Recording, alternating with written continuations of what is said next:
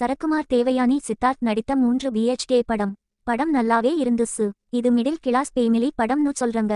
ஆனா ஒரு middle class family இவ்ளோ அமௌண்ட் பேங்க் அக்கவுண்ட்ல வச்சிருக்காங்கப்பா. படத்தில சொல்லப்பட்ட விஷயங்கள் நடைமுறை வாழ்க்கையில ஒத்துவராம கனெக்ட் ஆகாமலே இருக்கு. பட் ஒரு பீல் குட் மூவி சொல்ல இயக்குனர் மெனக்கட்டியிருக்காரு. ஆனா பீல் குட் மூவி ஆகல. படத்தில எல்லா கதாபாத்திரத்தையும் சாஃப்டா காட்டணும் அப்படிங்கறதுக்காக எல்லாரையும் சோகமாவே காமிச்சு இருக்காங்க. மிடில் கிளாஸ் பேமிலி நார்மலா வாடகை வீட்டுல இருந்து எதையும் பொருட்படுத்தாமல் தங்களுக்கு ஏத்தமாரி சந்தோஷமா வாழ்ந்துட்டு இருக்காங்க. இந்த படத்தை பார்த்தால் சொந்த வீடு இல்லனா சந்தோஷம் இல்லை. இந்த கருத்து பொது மக்களுக்கு போய் சேரும்.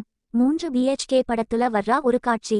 வேலை செய்யுறவன் மானேஜர் மேல கோவப்பட்டு அடிக்கிறான். ஏறக்குறைய இப்படி ஒரு காட்சி குட் நைட் படத்துலையும் இருக்கும். அதாவது ஒரு சராசரி ஊழியர் மேனேஜருக்கு ஒரு வேலையும் தெரியலைன்னு சொல்ற போலயே காட்சி அமைப்பு இருக்கும். உனக்கு தான் எல்லா வேலையும் தெரியும்னா எதுக்கு ஒருத்தன் கிட்ட வேலை பாக்குற? நீயா சொந்த கம்பெனி ஆரம்பிச்சு முன்னேற வேண்டியது தானே? இல்லனா அடுத்த கம்பெனிக்கு போய் மேனேஜர் வேலை கொடுத்தா வேணாம்னு சொல்ல போறியா? இது போல படம் எடுக்கிற டைரக்டர் அசிஸ்டன்ட் டைரக்டர் திட்டாம இருப்பாங்களா? இது ஒரு பக்கம் இருக்க இன்னொரு பக்கம் ஐடி படிச்சா வீடு கட்ட முடியாது, மெக்கானிக் வேலை பார்த்த வீடு கட்டலாம் அப்படின்னு சொல்றாங்களா? 2006லேயே பேங்க்ல 7.5 லட்சம் கேஷ், 3.5 லட்சத்துக்கு மேல நகை, அதுபோக 10K ரூபாய் சேர்த்து வைக்கிற அளவுக்கு வசதி இருந்தும் குடும்பமே சோத்துக்கு கஷ்டப்படற மிடில் கிளாஸ் பேமிலி மாதிரி ரொம்ப அழகா காட்டிருக்காங்க டைரக்டர்.